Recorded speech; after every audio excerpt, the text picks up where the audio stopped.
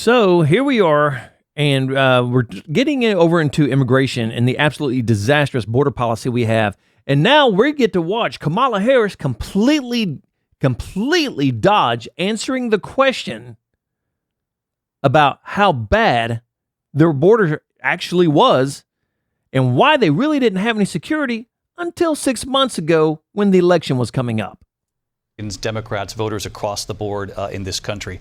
Vice President Harris, you were tasked by President Biden with getting to the root causes of migration from Central America. We know that illegal border crossings reached a record high in the Biden administration. This past June, President Biden imposed tough new asylum restrictions. We know the numbers since then have dropped significantly.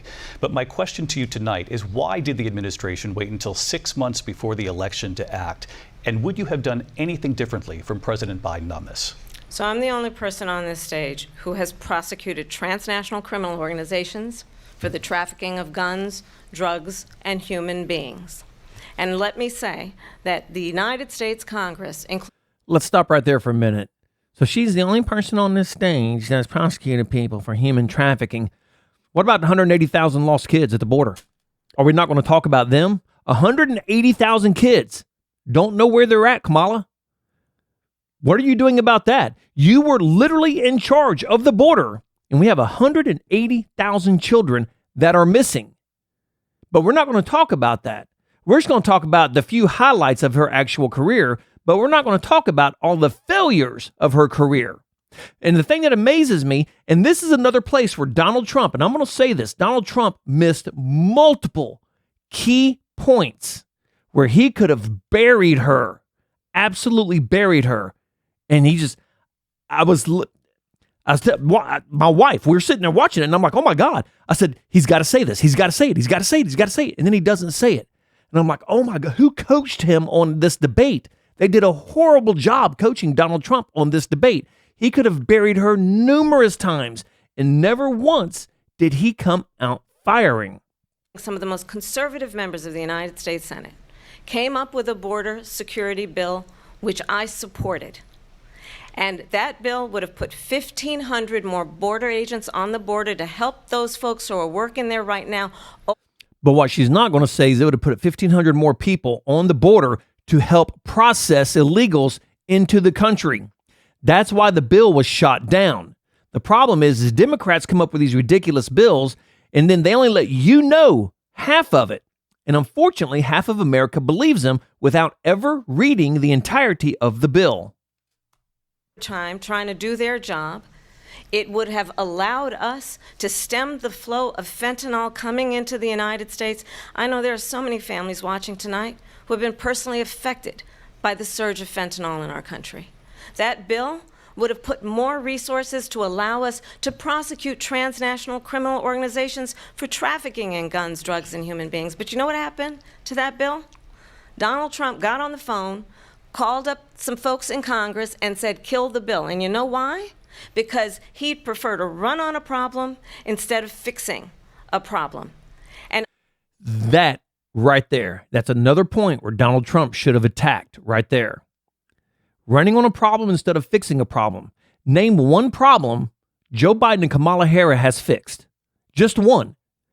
Put it down in the comments if you watch this video. Name just one problem they fixed. And I will be absolutely stunned. Now, I can sit here and name 100 problems they created, but I cannot name one problem they fixed. Now, normally I wouldn't be this irate over this. And I'm not irate about this because it's Donald Trump and Kamala Harris. I got to be honest. That doesn't mean one damn thing to me. What I'm irate about is the way ABC handled this debate. And I don't care who the other person was, Donald Trump or anybody else. If that had been Ron DeSantis, it was set up for him to fail. They let Kamala Harris get away with everything, never pushed the topic on anything, even when she refused to answer the questions. But they did it on Donald Trump every single time. That's why I'm so irritated about this. Understand, this comes at a time where the people of our country actually need a leader who engages in solutions, who actually addresses the problems at hand. But what we have... So what did they do to address the problem of inflation? Nothing. What did they do to address the problem of exorbitant house cost? Nothing. What are they doing to address the problem of these ridiculous mortgage rates? Absolutely nothing. What are they doing about the car industry hitting rock bottom right now? Absolutely nothing. They finally did something at the border. Finally, after 3.5 years of it being wide open and over 20 million people pouring into our country, they finally did something, and they only did that because somebody said, hey, Joe, guess what? An open border is not polling well. Oh, shit, we better do something and get it closed. That's the only reason. Former president is someone who would prefer to run on a problem instead of fixing a problem. And I'll tell you something, he's going to talk about immigration a lot tonight, even when it's not the subject that is being raised. And I'm going to actually do something really unusual, and I'm going to invite you to attend one of Donald Trump's rallies, because it's a really interesting thing to watch. You will see during the course of his rallies, he talks about fictional characters like Hannibal Lecter. He will talk about windmills cause cancer. And what you will also notice is that people start leaving his rallies early out of... Okay, first off, a couple things. When he talks about all this stuff, a lot of it is parody, and they know it's parody, but they take it completely out of context. Second thing is I have watched, I can't count how many Donald Trump rallies. Nobody leaves. But I did watch the DNC rally in Atlanta, and that place halfway through was emptied out. Once about the time the free concert was over, people were leaving people were leaving so fast out of Kamala Harris' Atlanta rally, they had people in the lobby interviewing the people leaving the rally. And it was not even halfway over. And they interviewed one guy. You can find this on YouTube. I didn't look for it. I'm not going to look for it, but I did watch it. And they asked him, why are you leaving? And he said, because she's really not saying anything. She's not saying anything. There's no reason for me to be here and waste my time. Fair enough. And the guy walked out the door. Exhaustion and boredom. And I will tell you, the one thing you will not hear him talk about is you. You will not hear him talk about your needs, your dreams, and your desires. And I'll tell you, I believe you deserve a president who actually puts you first, and I pledge to you that I will. Vice President. So putting me first, it costs my wife and I $1,000 to $1,200 more a month to live the same life we lived under Donald Trump. So is that putting me first? We're spending an extra $200 plus per month in gasoline. Is that putting me first? We would like to sell our home. We have a nice home, but we would like to sell our home and buy some property out in the country, but we can't because all the money we're going to make off of our house, we're going to lose in the mortgage rate. Is that putting me first? And that's what I'm talking about. It's just lie after lie after lie, and nobody called her out on it. Nobody. I can't count how many lies she told. But of course, CNN said she only told one falsehood. And Harris, thank you. President Trump, on that point, I want to get your response. Well, I would like to respond. Let me just ask, though, why did you try to kill that bill, and successfully so, that would have put thousands of additional agents and officers on the border? First, let me respond as to the rallies.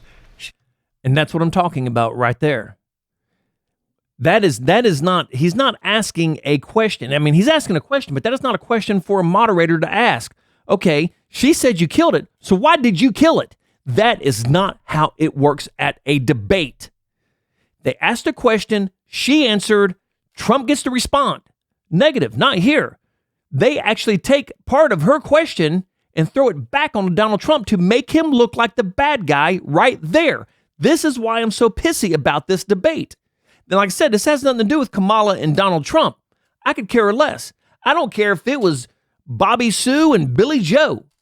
When it's slanted so heavily to one side that the other side has no option but to fail, I have a problem with that. Period. And I'm going to tell you, even if it was the other way around, to where we had two Republican, commentators and a Republican president, and it was slanted to make the Democrat look bad, that doesn't do us any good. We need facts and we need truth, and we're not getting it here. And if you slant it to either side, we're not getting facts and truth, so therefore we cannot make a very sound decision. Said people start leaving. People don't go to her rallies. There's no reason to go. And the people that do go, she's bussing them in and paying them to be there. That is a fact. There's actually multiple videos on YouTube you can go watch where people are talking about how they were paid to go to the Kamala Harris rally and that they were bussed in to the Kamala Harris rally. And then showing them in a different light. So she can't talk about that. People don't leave my rally. Now, right here, look at her expression. She knows that he's telling the truth. This right here is key. Now, amazingly, I think it was CNN or MSNBC had a body language expert. And all they did, of course, was bash Donald Trump. They didn't do anything about Kamala Harris. But look at her right here. She is so uncomfortable, and she knows that he is telling the truth. She knows what he's saying is absolutely correct, hence the little, because that's what you do when you're caught in a lie. That is, anybody with a brain knows this stuff. We have the biggest rallies, the most incredible rallies in the history of politics. That's because people want to take their country back. Our country is being lost. We're a failing nation. And it happened 3.5 years ago. And what's going on here, you're going to end up in World War III, just to go into another subject. What they have done to our country by allowing these millions and millions of people to come into our country, and look at what's happening to the towns all over the United States. And a lot of towns don't want to talk. It's not going to be Aurora or Springfield. A lot of towns don't want to talk about it because they're so embarrassed by it. In Springfield, they're eating the dogs, the people that came in. They're eating the cats. They're eating the pets of the people that live there. And this is what's happening in our country, and it's a shame. As far as rallies are concerned, as far as the reason they go is they like what I say. They want to bring our country. So let's get something clear right now. Now, there have been reports of people eating pets. That is actually true. Are the reports true? No idea. No idea. Now, this was a massive gaffe from Donald Trump. This was something he never should have said. And I'm going to say it. This was stupid for him to say this. He's Donald Trump. Okay? He's an ex-president running for president that everybody on the left absolutely hate. Hate. I don't hate Kamala Harris. I think she's an idiot. I don't hate her. They physically hate Donald Trump. Anything he says is going to be used against him.